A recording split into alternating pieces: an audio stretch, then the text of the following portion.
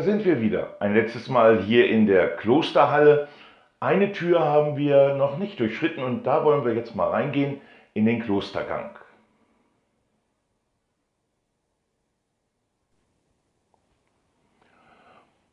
Ganz schön viele Türen hier. Das Kloster war ja auch mal voller besetzt. Jetzt wohnen nur noch unsere beiden Schwestern Theresa und Teresita hier. Wer früher mal hier war oder aus welchen Klostergemeinschaften, das könnt ihr da unten sehen. Ja, das war schon eine ganze Menge. Aber wir gucken mal rein, ob unsere Schwestern da sind. Augenblick mal. Theresa? Ich glaube, Sie sind gerade nicht da, aber das ist nicht schlimm. Ihre Wohnung ist immer offen. Wir schauen mal kurz rein, wie Sie denn so wohnen. Ja, sieht ein bisschen schlicht aus, aber sehr hübsch. Und ja, bei Teresita auch ganz ähnlich.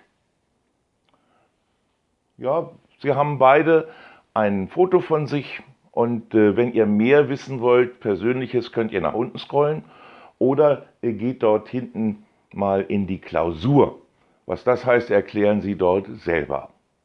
Ja, und eine Frage habt ihr euch vielleicht schon gestellt. Wo genau steht eigentlich das Kloster in Van City? Also im Stadtpanorama habe ich es noch nie gesehen. Aber ich weiß, wo es ist und ich gehe mit euch mal in die Kirchstraße. Hier sind wir also in der Kirchstraße. Und da ist auch unser Kloster. Ein altes Gemäuer. Daneben die Kirche ist noch unsere alte Kirche. Wir haben ja inzwischen eine neue gebaut, aber hier in der Kirchstraße ist das noch nicht angekommen. Also nehmen wir es mal vor lieb. Die Kirchstraße selber ist ziemlich lang.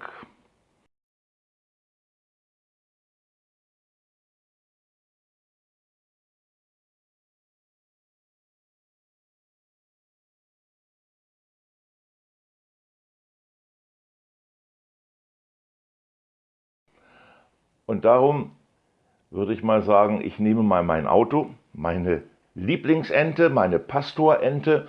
In echt hat es sie nie gegeben, aber hier in Van City ist alles möglich.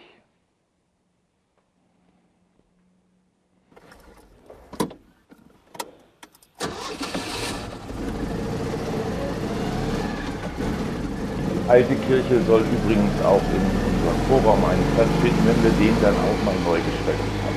Aber nun geht's erstmal los. Gar nicht so weit von der Kirche weg ist hier das Bibelhaus. Da halten wir noch mal an.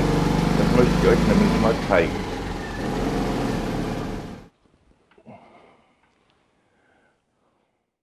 Hier im Bibelhaus findet ihr insgesamt 54 Bibelräume.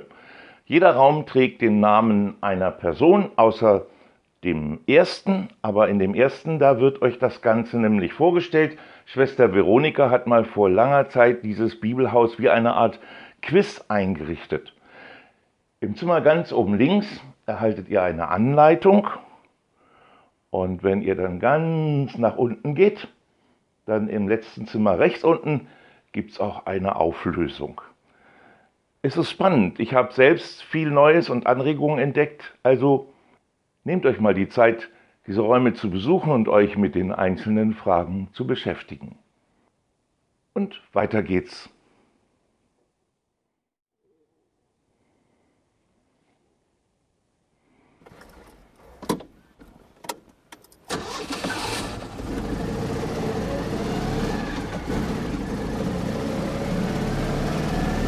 So, die Straße ist ja ziemlich lang.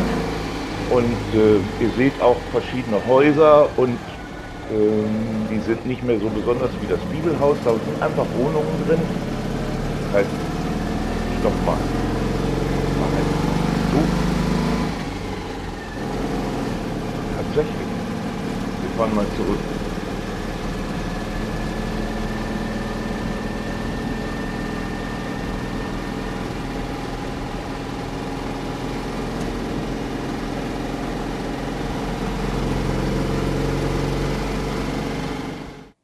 gibt's echt einen Friedhof? Wir gehen mal hin.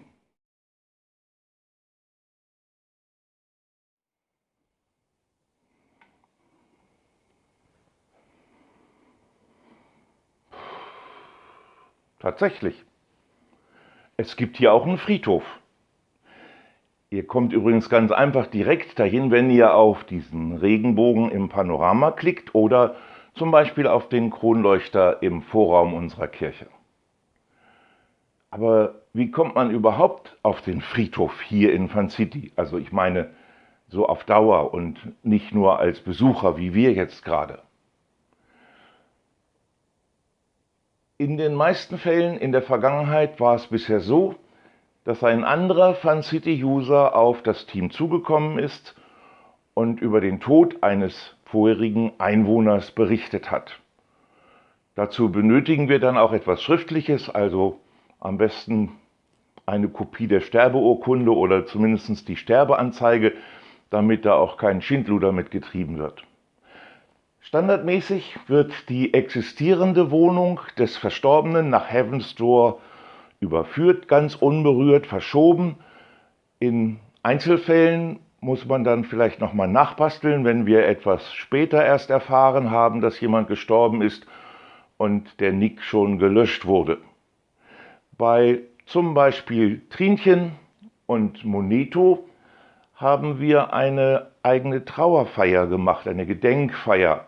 Und da haben wir in den Wohnungen das Geburts- und Sterbedatum eingefügt und die Mailbox rausgenommen und es wurde das Video dieser Gedenkfeiern platziert. Ganz am Ende unten findet ihr auch noch ein Video.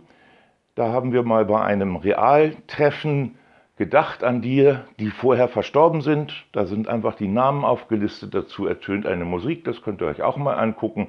Und sonst schaut einfach mal rein in die Wohnungen.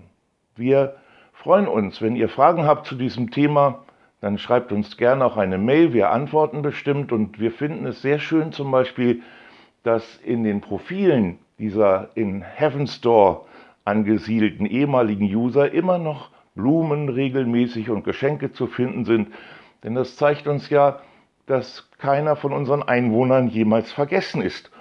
Und vielleicht ist es ja auch ein sehr würdiger Ort für manche Freunde und Angehörige, um an die Verstorbenen zu denken. Jetzt aber feiern wir erstmal wieder Gottesdienst und dazu geht's ab in die Kirche.